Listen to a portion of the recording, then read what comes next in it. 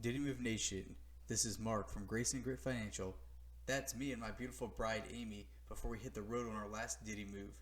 We are crazy Diddy Move people and we absolutely love it. So today I'm going to walk and talk you through some of the features along with the tips and tricks of a Penske rental truck. Let's start with the vehicle inspection. When you arrive at your pickup location, you'll want to thoroughly inspect the vehicle before signing for it. Since the place you pick it up and drop it off are different, never fall for the "don't worry about it." Once in a while you go to turn it in and you'll have flashbacks to CIF. It's rare to get a brand new truck, but sometimes that's what they think you should be turning in. Let's start looking around the truck. We'll start with the outside of the truck. My video starts in the back. I'm going to make sure that there's a ramp. Yes, the ramp can be missing. I'm also going to look for any bumper damage, scratches on the door, top corners of the truck. Moving along to the sides, I'm going to make sure that the tires look good. I have seen dented rims and tires that are missing large pieces of tread. Also check the mud flaps, that they're not about to fall off, and that the sides of the truck aren't all scratched up or dented. To be honest, you're almost always going to find scratches on the side of the truck, so make sure they're annotated on your paperwork. Before we move around to the front, let's take a look at that tank with the blue cap. That's called DEF. That's diesel exhaust fluid. Diesel exhaust fluid, or DEF, is an additive that is required by the EPA on diesel engines after 2010, and when added to the vehicle's exhaust stream, it reduces the production of nitrogen oxides. It's a mixture of deionized water and urea. Urea is synthetically made, not the byproduct of your last cola. You will most likely be responsible to refill the DEF, and you could do that at most truck stops, at the fuel pump or island. Also, most gas stations sell it in 2.5 gallon containers. If you get desperate, you can also check the home improvement stores. Take note of the truck number on the door. This number will be on your lease, most likely on the keychain, and it's a good number to add to your weight tickets to keep organized during your move. Let's continue on with the inspection. Check the steps and mirrors for dents or damage. The same goes for the wheel fender, bumper, hood, and windshield. Also check the wipers and ensure they are in good working order, along with the lights before finishing.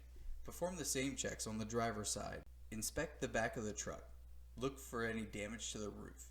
If not repaired, you may need to get a different truck. Also look for any broken sideboards and ensure it's not dirty or greasy. After all, you'll be putting your household goods back here, so you don't want them to get wet or dirty. Next, check the cab of the truck. Make sure the heater, AC, radio, seat belts, lights, and everything else is working properly. Significant issues can cause you to get detoured for maintenance or even require you to transfer your items to a different truck. Also ensure that all of the fuel levels, including the DEF, are correctly marked on your checkout sheet. Now let's talk about the cab of the truck. Most seats are adjustable, and by using the buttons on the side, you can raise or lower your seat. The mirrors typically aren't electric, so it's helpful to have a second person to make adjustments. The majority of the functions are the same as your car, minus a few that we'll go over next. One of the biggest differences between this truck and your car is the air brakes. The big yellow diamond knob is the parking brake. Pull it to engage and push it to disengage. It's important to understand that the air is used to disengage the brakes. If you run out of air, the brakes engage and stop the truck. This is why you should avoid riding the brakes down hills. Instead, you want to tap or push the brake pedal and release it. This allows the air to build back up. Also use the exhaust brake or downshift the truck to assist with steep grades. You should not use the exhaust or engine brake in wet or slippery conditions. This can cause loss of traction or control of the truck. The off-road/TC toggle allows you to turn off the traction control. This allows the wheels to spin and power through and take advantage of momentum in some situations. If you have no idea what I just said, don't use it, and if you get stuck, call a tow truck. The Allison Trans Mode button allows you to switch between economy and performance modes. This information may be nice when you hit those hills or to save some gas on the long flat roads. The suspension dump is by far one of my favorite buttons, and one of the buttons that the majority of people don't know what it does. This will gain you some additional inches that you don't have to climb up or down while loading or unloading. Just make sure you return the switch after you're done and allow the time for the truck's suspension to completely air back up. The 6th gear toggle allows the truck to switch or not shift to the 6th gear. When activated, it is known as locking out the gear. This is used when driving through hills or towing. 6th gear is good when you're on a nice flat stretch and want to take advantage of the fuel savings since it'll reduce the truck's RPM. The parked Regen toggle is used when the DPF light is displayed on the dashboard. You place the vehicle in park with the parking brake set and push the button.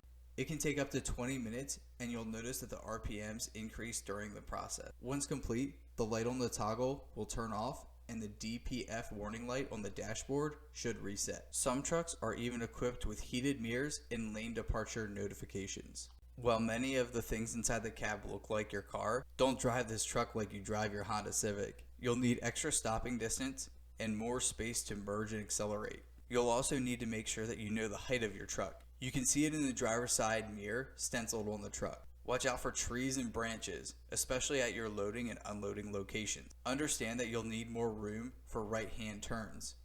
I recommend that you drive the truck around an empty parking lot a few times before you hit the road to get an idea of the turning radius and handling of the truck. When in doubt, slow down and take your time. Now that you know about the cab of the truck, let's take a look at the back. First, you'll need to open the door. Release the handle by rotating the lock latch. The handle will pop up and you can rotate it to the left. This will allow for you to open the door. With the door open, we will now get the ramp in place. Push down on the catch and pull on the end of the ramp grabs or straps if equipped. Pull the ramp completely out, then lift up on the ramp by the end of the truck and place the metal hooks into the holes on the back of the truck.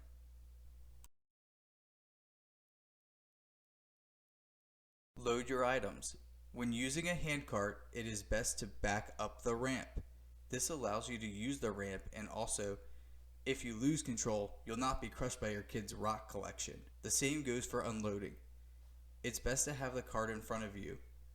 You can see here I demonstrate why not to have the cart in front of you and how it can be awkward and more hazardous. When using a handcart, you'll need to lift up on the boxes to slip the bottom of the cart underneath. Using your foot to keep the cart from slipping, place one hand on the top of the boxes, with the other tilt the cart back. When packing and stacking boxes, ensure that they are properly filled and stack the heavy items on the bottom.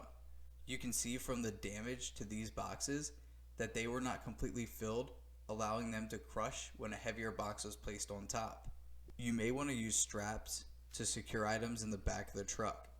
This can be frustrating just because of the way the back of the truck is made with the boards and the metal ribs. To use a strap, I recommend feeding the strap behind the wood and through the hook of the strap. You can also use the same technique to attach the ratchet end as well. Remember, if you choose to hook the strap onto the wood or metal, to consider the angle and be sure it will not slip or fall out of place. Another thing to know is that a standard padlock will normally not fit the rear door of the truck. You can buy a long shaft lock, and we have a link in our DITY Move checklist, so check that out in the comments. That does it for this video. We hope that you found it helpful. Please use our free checklist, like and subscribe, and remember that the DITY Move payment can be your first baby step or your 7th towards financial freedom. Sign up for a consultation today on our website, graceandgritfinancial.com.